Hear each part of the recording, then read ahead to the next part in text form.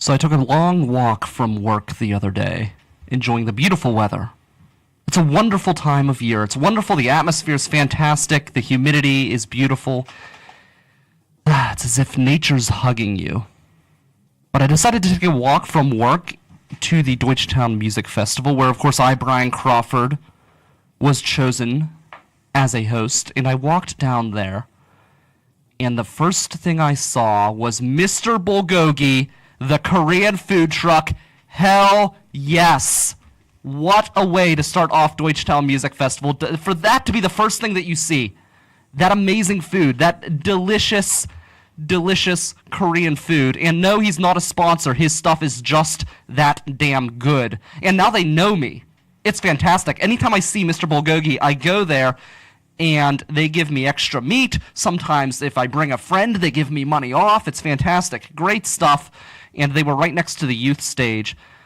And from there, I knew that the festival was on par. I knew at that point that the Deutschtown Music Festival would be a success, because if you brought in Mr. Bulgogi, you definitely are making all of the right decisions. The Deutschtown Music Festival was a lot of fun. Lots of people all over. Weather I would have yearned for the Millville Music Festival. And how is it that they have just this impeccable, beautiful, rainless skies, heat, humidity, people walking everywhere with their dogs, and we were completely blown away in a giant rainstorm? It's not fair. The music gods are angry at me, and I don't know why. I don't know what I've done. But I know that they were smiling on Deutschtown this past weekend. It was Friday and Saturday. Really was a fantastic job. And one thing that I'm really, really jealous of, besides the rain, is the Skyline stage. If you were there and you missed the Skyline stage, shame on you. You should have at least walked by. They put a stage in front of the pool at Westview Park, and you see the entire city in the background. It was fantastic. And I walked there, as I said, from work. I was hosting some stages. Brian Crawford, host of this show, River Talk, on the River's Edge Radio Network at riversedgepgh.com, Pittsburgh's voice for local music, was chosen to host the big stage, Hughes Show's stage, which was the major stage of the event. Right there, I announced 3 different bands. I had brought in Lo-Fi Delphi, The Telephone Line, and Dino Soul. It was a fantastic experience. Lots of great stuff there. I should have gotten some free straw beer, though. I should have worked that angle into the equation. They were a sponsor. I was drinking it. I wanted to bring it in on stage, but you need some cash for that. But it was a lot of fun, really great experience. But as I said, I was exhausted. I'm there bringing in the last band, which that's about 3 hours. Each band is a 45-minute set, and I had announced 3 different bands on the stage before I had made my way back to the other side of the north side where I work. And no, you don't need to know where I work. But I was exhausted, and people were saying, oh, well, it's a long walk and this and that, and I can't believe you walked so far and everything else. But really, for me, that's nothing. I walk all over the place. I walk from Millville to the south side, all over. I love walking. If I'm bored, which unfortunately doesn't happen very often any longer, if I'm bored, I will use my time to just walk. One time I walked a half marathon just to do it because it was a holiday and nothing was going on. It was like Labor Day or something like that. A holiday where there's not a ton to do. There's some picnics and things like that. But I love walking, but I was so exhausted and I was just worn out and ready to pass out. So I told Hugh Twyman, who books all of the bands for Deutschtown and did a great job at that, I told him, hey, this is the last stage I'm hosting. I'm going to go get my car, stop by St. Mary's Lyceum, see Standard Broadcast, and then take off. I was wearing a Standard Broadcast shirt, so I felt like I couldn't not go see Standard Broadcast wearing the Standard Broadcast shirt, especially when Nathan J. called me out on Facebook and said, hey, come see us at St. Mary's Lyceum, and I responded with a selfie of me wearing his shirt. So we went there. It was a good time. And then the next band came on, and I saw one of the biggest faux pas, I think, of the festival. And it had nothing to do with the planners of Deutschtown. And it drove me nuts. I was there. Standard broadcast came off. The next band came on. And I know one of the members of the band. It wasn't his mistake, but I don't want to trash the band, so I'm going to keep the name to myself, but you can easily look at the schedule and find out for yourself. I'll just say it. It was Keystone. The name is, let me pull it up here. It's Keystone Vibe. And they performed after standard broadcast, and they go up onto the stage, and the singer's there, and he's ready to start, and he's getting everyone pumped up. Hey, it's Deutschtown! Woo! Hell yeah! Who's excited? All of that stuff. And he said, and give it up for... And he shrugged his shoulders and moved on. And that's after standard broadcast had cut their set short to make sure that this band got their entire set put in. It's really, really, really important. It takes next to no effort to remember the name of the band that was on before you. That's one of the things when I'm a host, even if I know the person. I was hosting the Hughes Show stage that day, and I knew of all three bands. Two of those bands are on the network, at least. So I knew all of the names, I knew who the bands were, but even so, I kept rechecking the schedule and looking at the schedule and rereading the name to make sure I did not go up onto this big stage before hundreds of people and say, and next up it's Dinosaur! When it's Dinosaur. So it's really important. I'm just thinking, really? How stupid. It reminds me, though, of a time when I was a councilman out at North Irwin, and I had this big veterans event, and everybody came out. But this time it wasn't the person before me. I was just mentioning random people in the room, different people who came, different dignitaries that came to watch the event and see the event and show their support. And I remembered everyone's name except for one, and I'm saying all of the names. John McIntyre, Kim McAllis, Mayor Jim Douglas. Skip over that person, go to Senator Kim Ward, and so on and so on. And the person who I skipped was Ken Galley, who sat right next to me in council every month, went to my church. Name completely just erased from my mind in the moment. And luckily, the mayor came up and whispered his name in my ear. Ken Galley. Ken Galley. Ah, Ken Galley! And most, of course, most importantly, my good friend Ken Galley. But somebody in the band could have stepped up. And the thing is it was one name to remember, and it was the band right before you, and a band that did you a favor. And I just thought that maybe we as a community can expect a little bit better from the bands that are here. But then again, I was at a show just on Tuesday, and the headliner, who was from out of state, couldn't remember any of the band's names. But instead of going that route where he just kind of stood there with like a deer in the headlights, he just said, oh, thanks to all the bands that performed tonight. And everyone else probably thought that was great, but I'm sitting there from my chair thinking, you couldn't remember just one band name. One band name that was performing. Not one. I just think you could do a little bit better for the community and for the music community at large, and for those, especially those who are doing you a service. But, as I said, the festival itself, though, was incredible.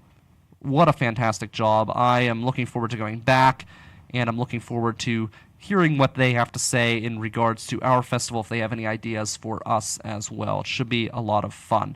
So I'm really excited today, though. We have some really interesting things to talk about. It's a beautiful day. There's not much in the news, and that's one of the problems with putting together today's show. I'm looking in the news.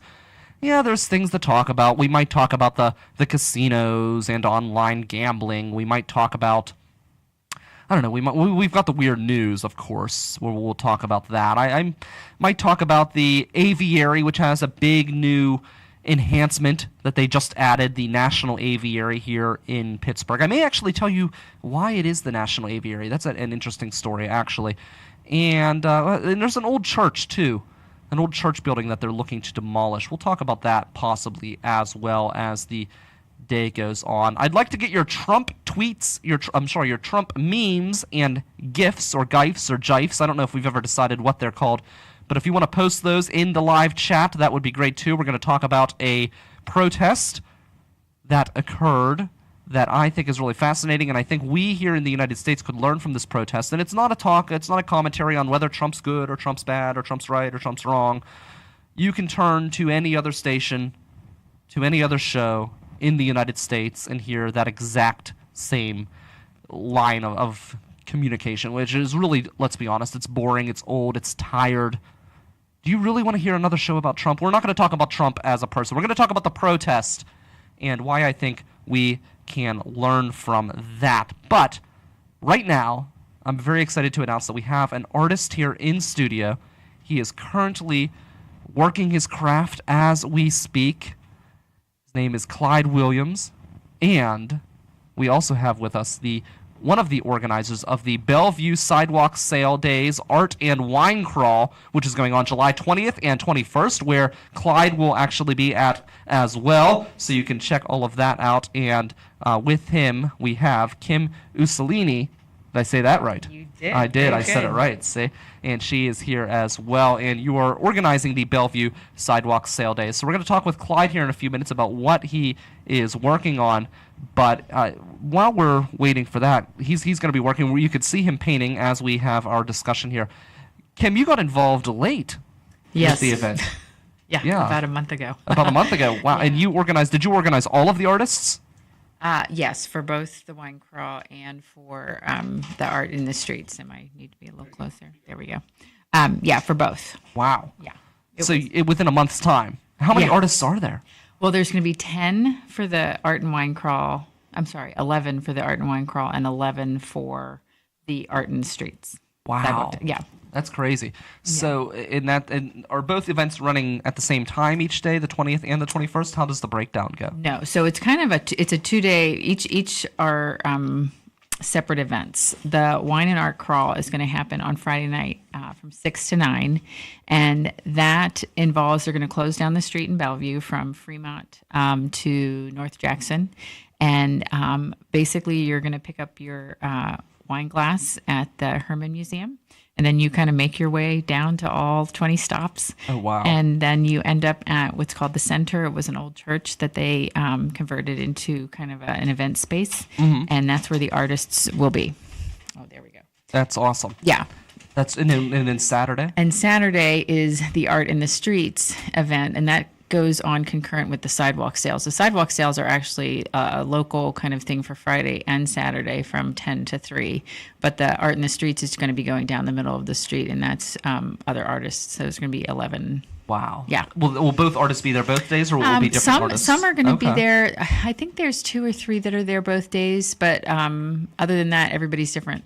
And Wow. it's going to be a nice mix of, we have someone who's selling handmade leather bags.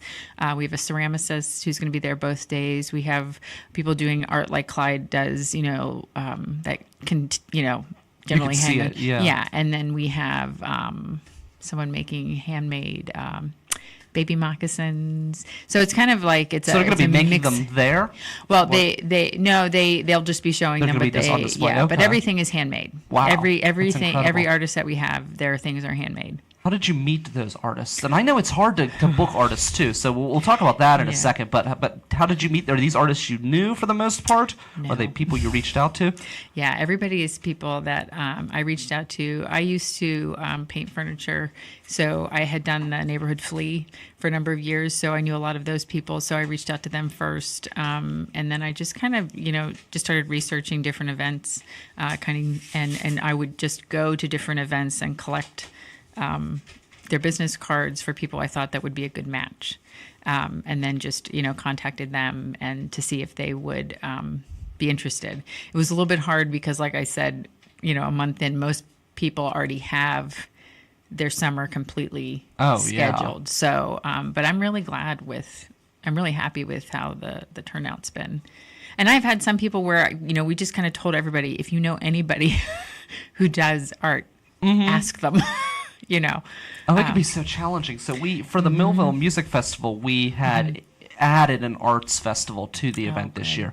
So originally it was a music festival, and then this year we decided to shut down Sedgwick Street, which I don't know if you're familiar with Millville, but Yeah, a there's... little bit, yeah. Okay, do you know where Panza Gallery Yeah. is? That's Sedgwick Street. So we closed the street Awesome. down right in front of Panza Gallery, and we had an artist submission. and nobody submitted until I think like a couple days before the submissions closed, and then everybody submitted all at once. So they they like to keep you in suspense. They do. We've learned, yeah, a little bit. Yeah, there's still a couple people who I think are going to be there, and I'm like, well, we're going to give them a spot, and if they show up, that's great. We'll kind of. So within a month, you must have been were you phone calls, emails? A lot of email, a lot of Facebook messaging. Sending out applications to people who I just knew, a lot of just researching, like going on Etsy, even, and just saying, just Pittsburgh local people, and then looking at what people had to offer and just saying, yeah, I think I would like them to show, so a lot of online, and a lot, like I said, a lot of me going to different festivals and I had also put it in I Made It Market, which they have a really cool section for people for artists to look and see what's available.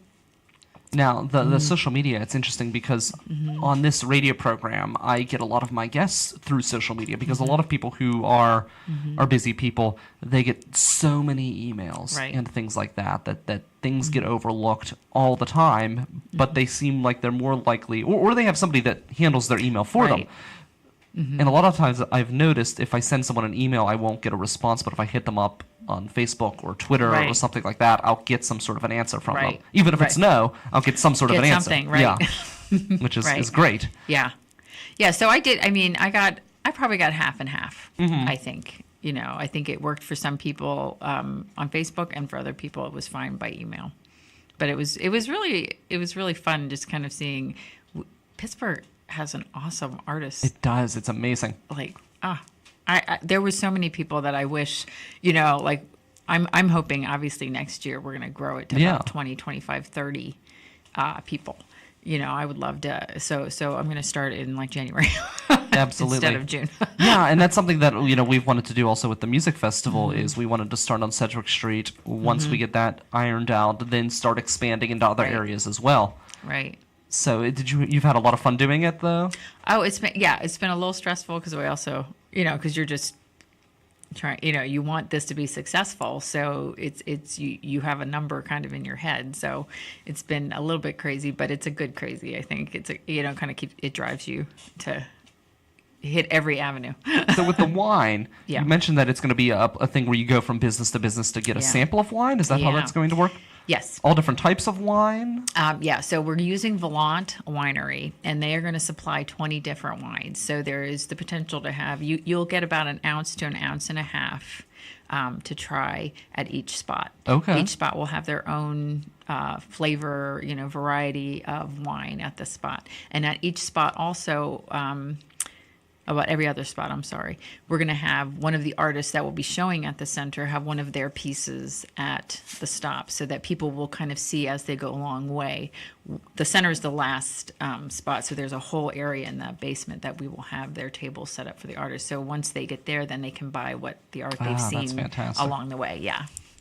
Well, that's awesome. That's very, very cool. And they can buy whatever at the other stops as well. Yeah. So. That's awesome. I'm very excited about that. So we have that. That's going to be... so on Friday, I see it's 10 to 4 for the sidewalk sales, and then 6 to 9 for the art and wine crawl. Right. And then on Saturday, 8 a.m., it's going to be a 5K. Yeah. And that's going to be for the YMCA. Yes. Is it a fundraiser then for them? I don't know. Okay. I think it might be. I'm not super familiar with that part of it. Then 10 to 4 p.m., sidewalk sales as well. Yeah. 10 to 12, there's going to be a DJ. 12 to 3, live music. Who do you have for the live music? Soul Merchants. Soul Merchant. Oh, very cool. Yeah, so they do R&B and, classic funk, and so it'll be really fun. So they're going to be out on the terrace of the center, which is a really cool spot. So it's right in the middle. That's very cool. Yeah. And then prize drawings at 2:30. So how many years has this been going on, the sidewalks? The sidewalk sales have been going on for a very long time. The wine crawl, this is the 5th annual wine crawl. We get between 200 and 350. Oh, wow. Last year, it started to rain and we were a little worried, but it stopped right as it was about to begin.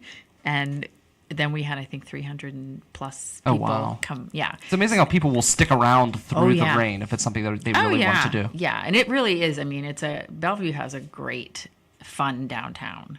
real fun business district. So there's a lot of great things happening. And so that's why I love this so much. And I think, I wanted to make it a little bit bigger because it's up and coming, and we want it to be a draw because there's so many cool things about Bellevue that we love, and that there's, some really cool businesses opening and those kind of things that I think are kind of fun.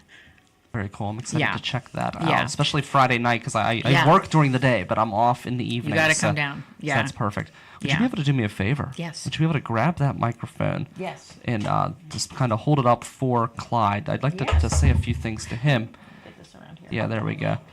So, Clyde, can you tell me a little bit about what you're working on? This is an. Hold on one second. Let me. Hold on. Let me get it out. Yeah. Yeah, just can you mute the mic, Zach? Mike. There, Mike. All right. Yeah, if you just want to hold it up to him. Yeah, there we go. Now we can unmute him. Oh, okay. All right, there we go. Great. I'm working on I think it's an abstract expressionist painting of. I spent a little time in Africa about 12 years ago, and it impressed me. All the colors and all the warm-hearted people. So at almost every opportunity, I at least pay homage to them by painting a picture of them. Oh, wow. And that's what I'm painting here. That's great. And when you said 12 years ago you were in Africa. I was. What were you doing there? I was on a little mission trip. Oh, that's Just, great. Fellowship Mm-hmm. with a sister church that we have. Oh, wow. That's great. Where? What part I was of? in Malawi, which is on the eastern side of Africa. It's a landlocked country, but it's adjacent to Mozambique. Mhm. You know where Mozambique is, yeah. But it's about the size of Pennsylvania. At the time I was there, the life expectancy was 35 years, Oh, wow. and the annual income was $300. And we had a orientation before we left, and they said, everybody you meet over there think they have AIDS because they probably do. Wow. So, That's frightening. yeah. And what were you guys doing with the? Okay. Oh, well, we just went to encourage the people because they are hit by famine all the time, floods. The country is devastated. Then, and I keep track of it. I still communicate with people over there, and it hasn't gotten any better in the last 12 years. Wow. That's a shame. Yeah, when I was over there, I saw they have little cottage industries everywhere. The biggest one is coffin makers. Wow. And I said, my guide I was with, well, he wasn't a guide. I stayed with him. And I said, what's with all the coffin? He said, it's our biggest industry. People are dying so fast. Wow. Yeah. You said it's from famine and AIDS. AIDS mostly. AIDS. Wow. Yeah, we went to an orphanage. Must have had 300 kids in it, all AIDS orphans. Wow. Yeah. And, of course, they probably have it, too. Their parents died from it, so they probably have it, too. Wow. That's incredible. Yeah. Well, it's a beautiful painting, and you said it was this. So I'm assuming that the blue is that were the people from Africa, Well, or can you describe it? The colors. The colorful costumes. It's not costumes that Yeah. they wear. They wear clothing, but Yeah. Yeah. it is all color. Okay. All color. Wow. Yeah. Yeah. It sounds like it's somewhere I would love to visit at some point. It sounds like such a beautiful Be place. prepared if you go. Yeah.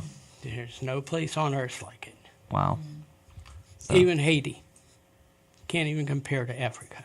really. Yeah. Wow. That's awesome. That's Clyde Williams. You're going to be at the. I will At be the at event. the center. Yeah. Be at the center. Selling my work. That's the last stop, and I figure by the time everybody has their glass of wine, they'll be ready to buy my paintings.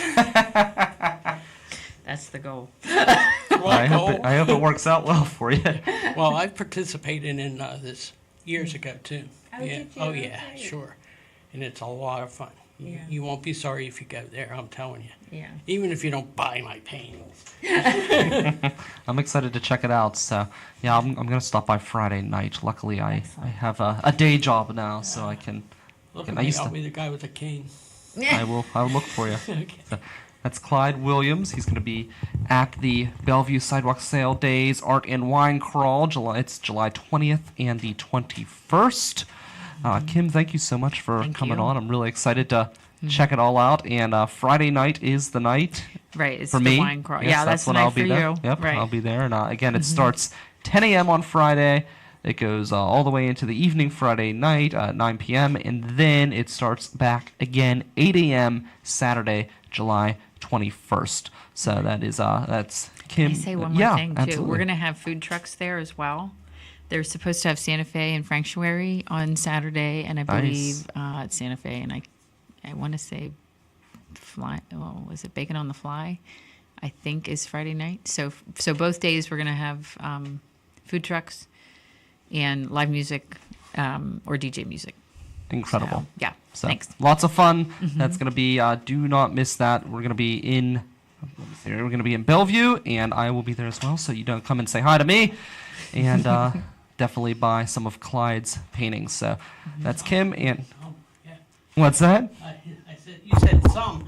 I would be happy with one, but some is good. Yeah, buy some at least.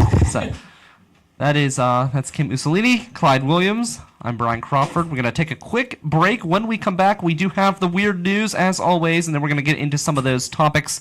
Maybe tell some stories today. I don't know. I'm not feeling the news. It's just there's nothing out there that's exciting me today. So we're going to tell some stories, and we're going to talk about some gambling as well. That's all around the bend here on the River's Edge.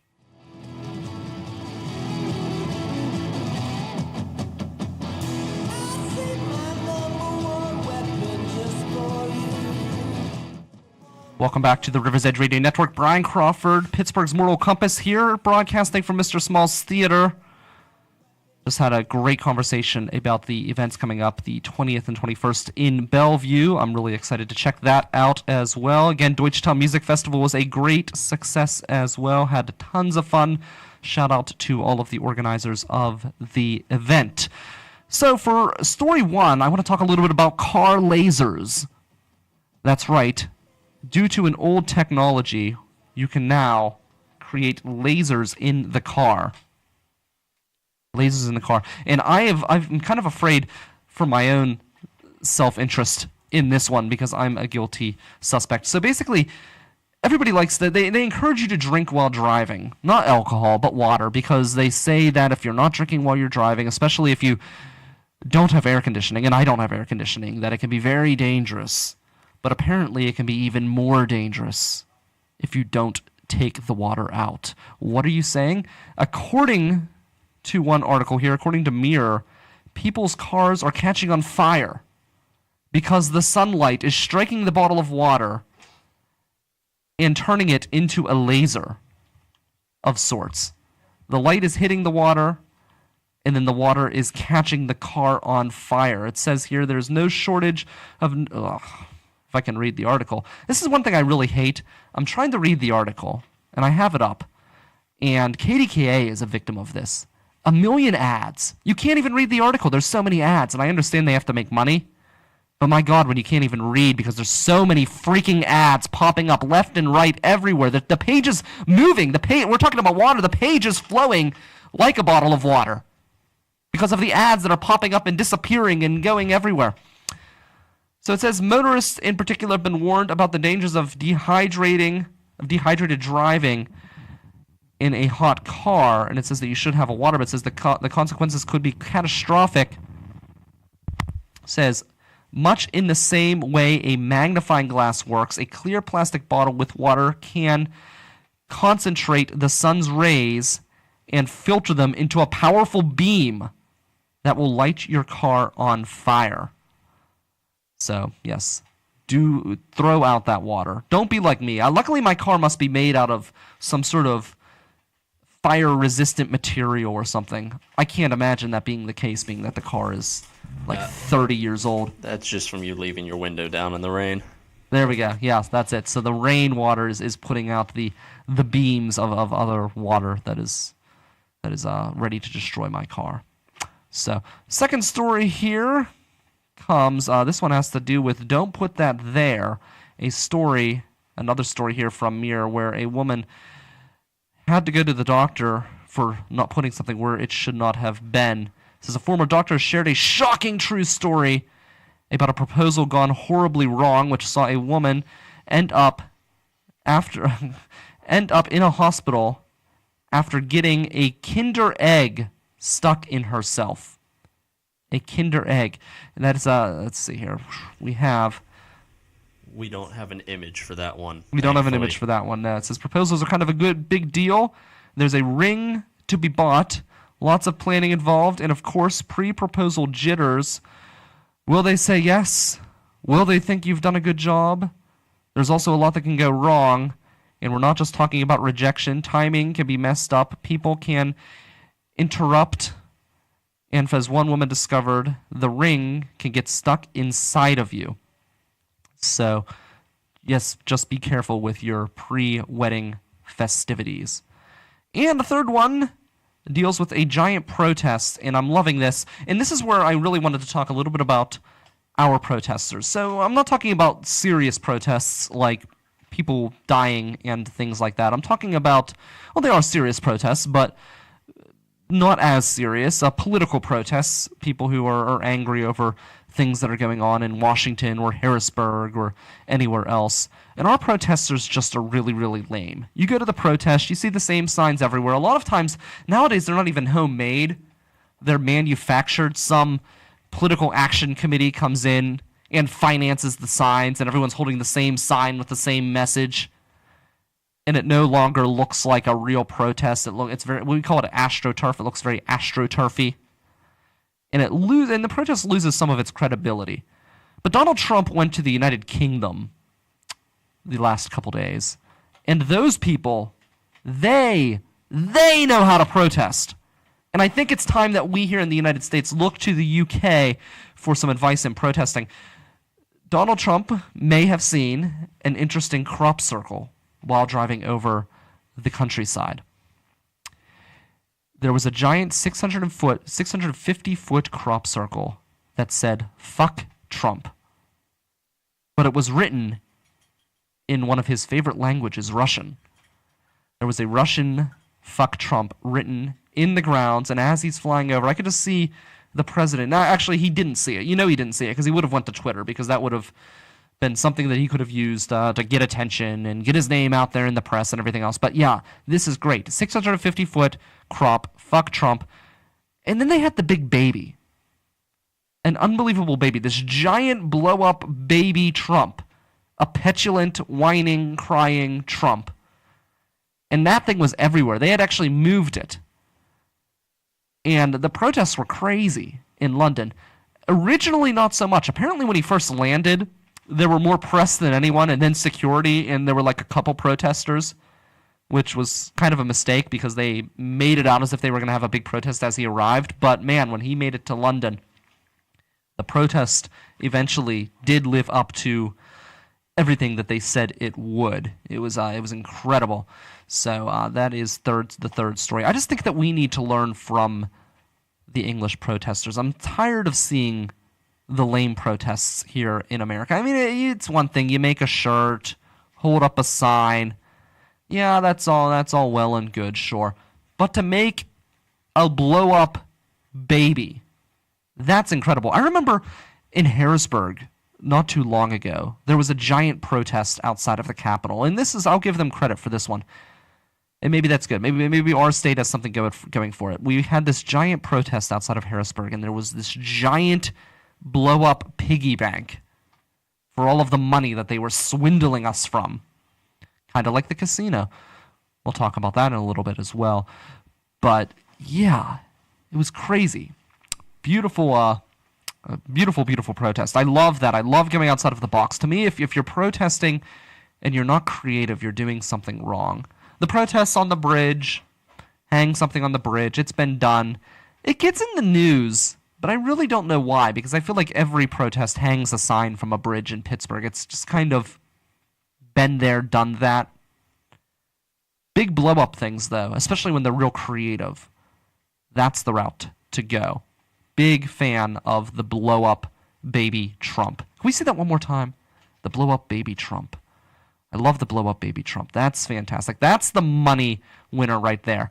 The crop circle's cool. I like that, especially because it's in Russian. But man, the baby Trump, it's hilarious. Hilarious. Big, fat, blow-up baby. And even has the hair, which is great. Is his hair real or is it fake? I know he's balding. Does he do like just a massive comb over? Or is it a toupee? Does anyone know? If you know, let us know. 412-407-2PGH. You can tweet us, hit us up in the Facebook Live chat, or you can hit me up on Twitter, and that is at RiverTalkPGH. Please do so there. I'm looking forward to all of your comments as well. It's an interesting day. It's a fun day. Oh, the aviary. Yeah, I wanted to talk about that. So I'm really excited. I'm going to go tomorrow, I think. The aviary, which is really incredible. It's the National Aviary, and it's the only national aviary in the country. And it's really, really interesting because the federal government, when they decided to make the Pittsburgh Aviary the National Aviary, it's not like they just decided, oh, Pittsburgh is a great place to put something national. You know, they would have put it in D.C. Everything goes to D.C. I know it's the capital, but it's a large country. You can have national things in other places besides just D.C. But this aviary was just an aviary that was built in the area, and it was so good, and apparently so much better than all of the other aviaries, that Congress decided to title it the National Aviary. So this thing had existed before it was the National Aviary, but they came up with a new design. They've reworked the inner rainforest. If you're familiar with the place, they have all of these different rooms. They have the penguins, they have the eagles, they have all of that good stuff. And they've had this rainforest section. It's an old section of the aviary. It's been around forever. But they just spent $1.2 million, $1.2 million renovating the tropical rainforest inside. And what's really great is at the centerpiece of the room. And I'm really excited to see this. And one thing about the aviary is you go in, especially in this rainforest room, it's fantastic. The trees there are beautiful. It's almost like being at Phipps Conservatory. Actually, at one point, they actually had used some of the trees from Phipps. Phipps had donated trees to the aviary for a project. I know because I had made that delivery in my previous job. But they have these huge, massive trees. You feel like you're in Phipps Conservatory, but instead of a speaker portraying bird noises, you actually have birds flying around. And on the walkway, you could be walking through the aviary, and the birds will fly down and land right in the walkway. So you can actually be as close as I am to this camera. You can reach out almost and touch these birds, but of course they're smart enough to go away. But it's so close, and you have this real experience. It's really fantastic, and there's no netting between you and most of these birds, which I find fascinating. Well, they've renovated the place, and now there is a 15-foot tiered waterfall that is in this rainforest area. And apparently all of these different birds like to perch near the water. It's something that will have the birds gravitate towards it naturally, and apparently it's something that's needed as well. So it's going to be really, really fantastic, and it's going to create a really, really, really great experience. And one of the things that they also did, and they put trees even coming out of the waterfall so the birds can perch there. And apparently they replaced all of the glass. Apparently, you've seen the commercials, right, where a bird is flying, and it thinks that a window doesn't exist, and it'll try to fly through the window, and it'll smack. My uncle did that at a wedding once. He was walking and ran right into a door and fell over. So it's not just the birds, but this particular, the windows here, they were having issues with the birds inside trying to fly out, the birds outside trying to fly in, so they've changed the windows as well. Apparently they were thinking about scrapping the entire room and rebuilding it, but they were able to replace the glass in this old, historic, beautiful building, and I'm really, really excited to see the waterfall. So the Pittsburgh Aviary, do not miss it. And it's so cheap to go there. It's like $16, which, when you think about all of the upkeep and all of the birds that they have to take care of and everything else, can you think about it? Think about it this way for a second, just beyond the aviary. We're here in this city, Pittsburgh, right? It's really a small city. You've got the National Aviary. You have a beautiful zoo. You have a nationally acclaimed history museum. You've got the Science Center. You've got all of these things right here in this small city, and that doesn't even factor into all of the smaller museums like Bicycle Heaven, which is the largest bicycle museum in the country, and and some of these other incredible museums that we have. The one up in Sharpsburg, the guy's house. It's incredible with the secret passageways. I can't think of the name right now, but it's my favorite museum actually. But they have all of the musical instruments. There's so many amazing museums. Hartwood Manor, incredible museums all throughout Pittsburgh. We're really spoiled in a lot of ways, and I think it's because we don't get rid of old buildings. We keep the old buildings for the most part. We just turn them into other things. We do, like this space here inside of Mr. Small's. It was an old church. Well, there's another old church that is at risk of being destroyed, an old Methodist church in Bloomfield. It's a beautiful, it's like a black stone building, a beautiful black stone building, and it's set for demolition. And apparently the city was supposed to designate this church as a historic place, a historic landmark. But they dropped the ball. They didn't officially do it. I guess they thought they would do it by not commenting, and a court has overruled that the place can be destroyed. So there's a big thing going on right now. It's a 112-year-old building. It's beautiful. Go check it out in Bloomfield before it's gone.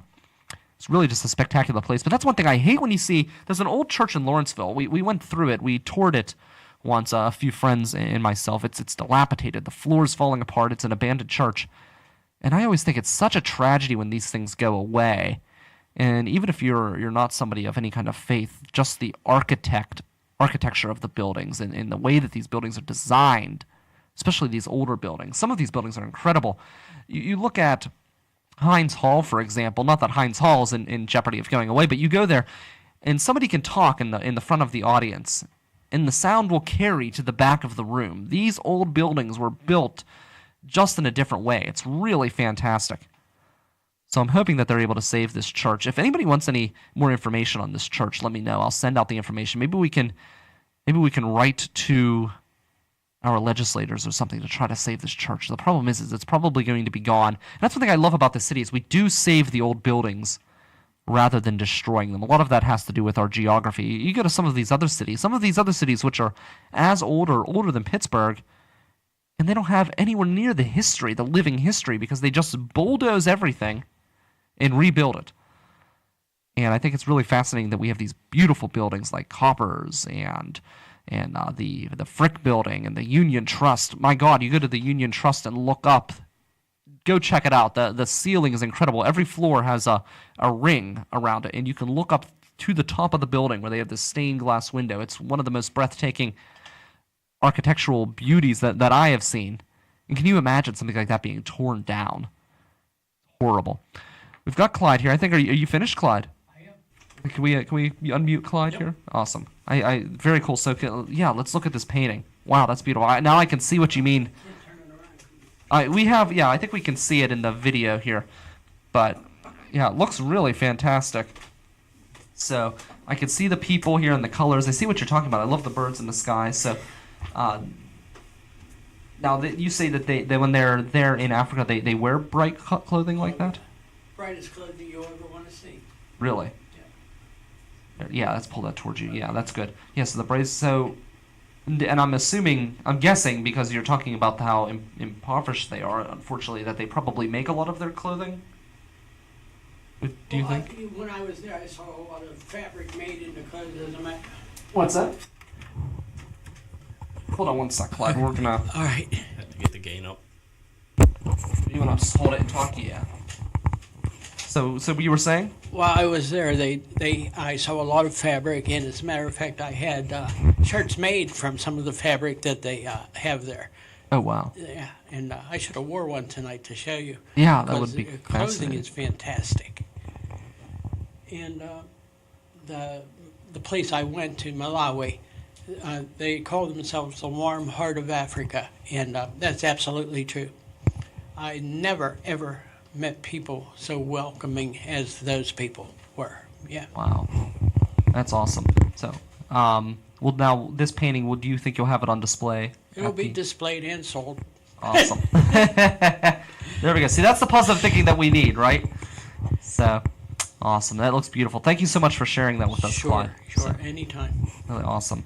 So that is wonderful artwork by Clyde here, Clyde Williams, who is going to be at the event we have this coming the 20th and 21st at Bellevue. We're going to play one more quick song, take one more break, and then when we come back, we're going to wrap up the show, and we'll roll on from there, and then we'll catch you next Friday. I'm Brian Crawford. This is the River's Edge. This is River Talk on the River's Edge Radio Network. Don't forget, you can ask your Alexa to play the River's Edge station on TuneIn and listen to it from your smart home speaker as well. This is the River's Edge.